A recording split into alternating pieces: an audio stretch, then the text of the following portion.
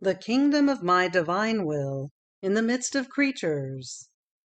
Book of Heaven, Volume 33, Part 10. November 18th, 1934. Love of God in the creation. The glory that creation would have given him had it possessed reason.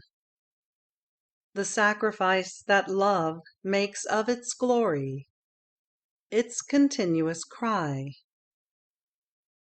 The army armed with love. Exchanges of love between God and the creature. I am always in search of the acts that the divine will does continuously, and since it never lets itself be found doing nothing, but always in operating act, oh, how beautiful it is to be able to say to my Creator that His divine Fiat loves me so much that it is now stretching out the heavens, creating the sun, giving life to the wind and to all other things, because He loves me. And His love is so great that He tells me, with deeds and with words, "For you I do this, not did, but do." For us, creating our works costs us as much as preserving them. So I was going around in the creation, and the heavens, the stars, the sun, and everything seemed to come toward me with their refrain. For you did our Creator create us, because He loves you. Therefore come to love Him, who has loved you so much. I was wandering within created things, and my always lovable Jesus, coming toward me, making me pause, told me, "My little daughter of my divine volition, our love in creation was so great, and it still is, that if the creature paid attention, she would remain drowned by our love, and would be able to do nothing but love us. Listen, my daughter, to what extent our love reached for the creature. We created the creation completely without reason. Oh, had we endowed it with reason, what glory would it not have given us? A heaven always stretched out, without ever moving from its place, because such was our will. A sun that faithfully, while never changing, acts as the administrator of our light, of our love, of our sweetness, of our fragrances, and of all our goods, without ever changing its action, and only because so we wanted. If it had reason, what glory would it not have given us? A wind that always blows, ruling within the great void of the universe. A sea that always murmurs. Had they possessed reason, how much glory would they not have given to us? But no, the cry of our love cried out louder than our glory, and almost prevented us from giving reason to creation. And crying out loudly, it said to us, "It is for love of the creature that we have created everything. Hence to her give reason, that she may come into the heavens to requite us with incessant love and perennial glory, because we stretched out a heaven over her head. And in each star let us hear her cry of love, that loves us with unmovable love. Let her come into the sun, and transforming herself into it, as if it were her own, let her requite us with the love of light, with love of sweetness, and give us requital of love for the administration of our goods that the sun gives to her. Therefore, we want the creature in all created things by right of justice, that she may give us the requital that they would have given us if all creation had reason. This is why, then, we endowed her with reason, and we want our will to dominate her and hold its royal place in her as it does in the creation, so that, being unified with all created things, she might comprehend all of our notes of love toward her, and would requite us with her own notes of incessant love and of perennial glory. We never cease loving her, with deeds as well as with words, and she is obliged to love us always, and not to fall behind, but come toward us and place her love upon our same loving notes.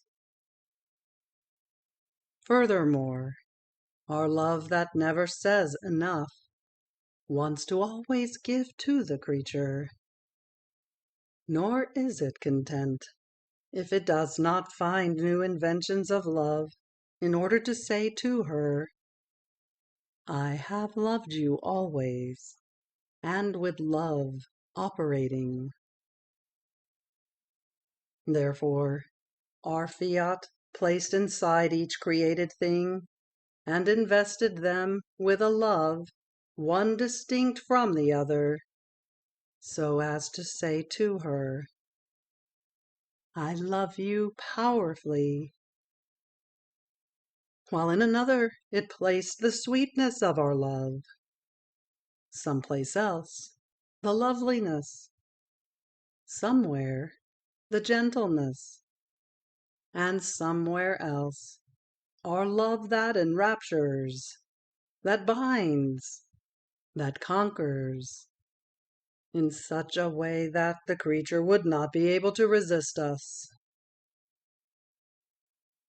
In sum, in each created thing, we placed the weapon of our distinct love. We can say that our fiat put out in creation an army armed with love, with weapons, one more powerful than the other. And by endowing the creature with reason, she was to comprehend and receive these weapons of love by means of created things. And by remaining invested with these specialties of weapons of love, she would be able to tell us, not only with words, but with deeds, just as we do, I love you with powerful love. My love for you is sweet. It is lovable and gentle, so much so that I feel myself languishing. I feel faint. I feel the need of your arms to sustain me, and upheld by you, I feel that my love enraptures you, binds you, conquers you. These are the same weapons of love with which you armed me, that are loving you, and are waging battle in order for us to love each other. My daughter, how much hidden love does creation contain? And since the creature does not elevate herself into our will, does not come to live in it, in spite of her possessing reason, she comprehends nothing about it, and we remain without the requital due to us by justice. And our love, what does it do? With invincible patience, it waits and continues to cry out that it wants to be loved by the creature, because for love of her it would have sacrificed an interminable glory, had it given reason to all creation, for love of the creatures. Therefore be attentive to live inside our divine will, so that by making itself the revealer of our love, it may equip you with the weapons to make us loved, with the qualities of our own love. And oh, how content I will be, and you too will be content. Fiat. November 25th, 1934. To live in the divine will is like the living between father and son. The acts of the creature are visits to the celestial Father, divine abyss in which one who lives in the divine will is placed. I am always back into the celestial inheritance of the divine fiat. In each act I do, it seems to me that I return into the arms of my celestial Father. But to do what? To receive a gaze, a kiss, a caress, a little word of love, one more knowledge of his supreme being, so as to be able to love him more, and not only to receive, but also to give him the requital of his paternal tendernesses. In the divine volition, nothing else is done other than God carrying out his paternity with a love tender and unspeakable, as though he were waiting for the creature in order to rock her in his arms, to say to her, "Know that I am your father, and you are my daughter." Oh, how I love the crown of my children around me. With them around me, I feel happier. I feel I am father, and there is no greater contentment than possessing a numerous offspring that shows their love and sonship toward their father. And by entering into the divine volition, the creature does nothing other than act as the daughter of her father. On the other hand, outside of the divine will, the rights of paternity and of sonship cease. But while my mind was wandering amid the crowd of so many thoughts about the divine fiat, the celestial sovereign, Jesus, my dear life, surprising me with a love more than paternal, in act of taking me into his arms, told me, "Daughter of mine, my daughter, if you knew my yearnings, my longing, and how I wait and wait again to see you return into my will, you would be more attentive to come back to it more often.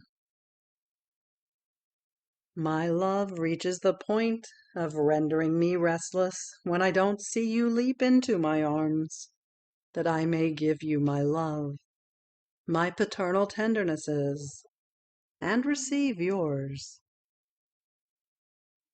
But do you know when it is that you leap into my arms? When, seeing yourself as so very little, you want to love me and don't know how to love me. You tell me and I love you, and your "I love you" forms the leap in order for you to fling yourself into my arms. And since you see that your I love you is small, brave, you take my love and you tell me an I love you so very big. And I enjoy that my daughter loves me with my love. And I greatly delight in exchanging my acts with those of the creature. After all, in my will it is not to strangers that I give, such that I would have to use one weight and one measure, but I give to my own children. Therefore I let them take whatever they want. So each time you remember to let your acts flow in my will, be it your prayer, your pains, your I love you, your work, those are little visits that you make to your Father, for you to ask for something, and for him to say to you, "Tell me, what would you like?" And be sure that you will always obtain more gifts and favors. Jesus became silent, and I felt the extreme need to rest in his arms, to be restored from the so many privations of him. But to my surprise, I saw sweet Jesus, with a brush in his hands, painting in my soul with such admirable mastery, vividly, the acts of the divine will done in creation and redemption. And then resuming his speech, he added, "My will encloses everything, inside and outside of itself, and wherever it reigns, it knows not how to be, nor can it be, without the life of its acts. Indeed, its acts can be called the arms, the step, the word of my will. Therefore, for my will to be present in the creature without its works, it would be like a broken life, which cannot be. This is why I do nothing other than portray, by brushstrokes, its works, so that there, where the life is, its works may be centralized. See, then, in what a divine abyss lies the creature who possesses my will. Inside of her, she feels its life, together with all of its works, centralized within her littleness, as much as it is possible for a creature. Outside of herself, she feels its endlessness, whose boundaries cannot be seen. And because of the communicative force it possesses, she feels as though under a pouring rain that pours onto her its works, its love, the multiplicity of its divine goods. My divine will encloses everything and wants to give everything to the creature. It wants to be able to say, "Nothing have I denied. Everything I have given to one who lives in my will." Fiat. January 20th, 1935. The living in the divine will makes the creature feel the paternity of her Creator, and she feels she has the right to be his daughter. 3 prerogatives that one who lives in it acquires. My poor mind wanders within the divine volition, but so much that I cannot repeat what it comprehends, or what I experience inside that celestial dwelling of the divine fiat. I can only say that I feel the divine paternity, which, with all love, waits for me to come into its arms, so as to tell me, We are just like between children and father. Come to enjoy my paternal tendernesses, my loving traits, my infinite sweetnesses. Let me be father to you. There is no greater delight I experience than to be able to carry out my paternity. And you, come without fear. Come to give me your daughtership. Give me the love, the tendernesses of a daughter. My will, being one with yours, gives to me the paternity toward you, and to you it gives the right of daughter. O divine will, how admirable and powerful you are! You alone have the virtue of rejoining any distance or dissimilarity with our celestial Father. It seems to me that the living in you is precisely this: to feel the divine paternity, and to feel oneself as the child of the Supreme Being. But while my mind was crowded by so many thoughts about it, my sweet Jesus, making me his short little visit, told me, "My blessed daughter, to live in my will is precisely this: to acquire the right of daughter, and for God to acquire the supremacy, the command, the right of Father.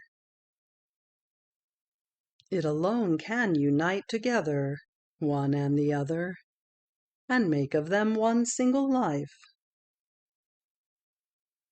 Now you must know that one who lives in my divine will acquires three prerogatives. First, the right of divine life. Everything she does, it is life that she feels.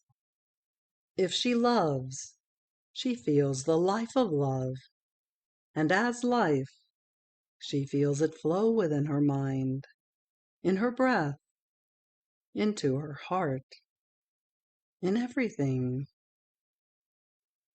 She feels the vital virtue that forms within herself not only the act, which is subject to ceasing, but the continuation of an act that forms the life. If she prays, if she adores, if she repairs, she feels the incessant life of prayer, of adoration, of reparation, not human, but divine, which is not subject to interruption. So each act done in my will is a vital act that the soul acquires. In it, everything is life, and the soul acquires the life of the good that she does in it. How great the difference between a good that possesses life and a good or act such that, as she does it, the life of that act ends. As life, she holds it in her power, and she feels the continuation of the life of that good. On the other hand, as act, she will not hold it in her power, nor will she feel the continuation of it. And whatever is not continuous cannot be called life.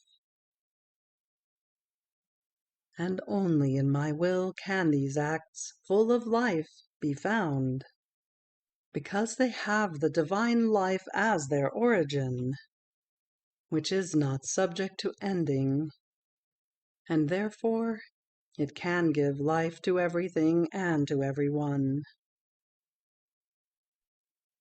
On the other hand, outside of it, all things, even the greatest works, find their end. And oh, what a beautiful prerogative that only my will can give! the soul, feeling her acts changed into perennial divine life. Now, after the first prerogative, the second one enters the field. That is, the right of property. But who endows her? Who constitutes her the owner? My same will, because in it there is no poverty. Everything is abundance. Abundance of sanctity, of light, of graces, of love. And since she possesses these as life, it is right that she possesses these divine properties as her own. So she feels as owner of sanctity, owner of light, of grace, of love, and of all the divine goods. And only in my will there is this ownership. Outside of it, everything is given in measure, and without rendering them the owners. What difference between the two! From the second prerogative, the third arises, the right of glory. There is nothing she does, small or great, natural or supernatural, in which she is not given the right of glory, right to glorify in each thing, even in the breath and in the heartbeat, their Creator, and the right to be glorified themselves, in the glory of the One who is such that there is no glory that does not come from Him.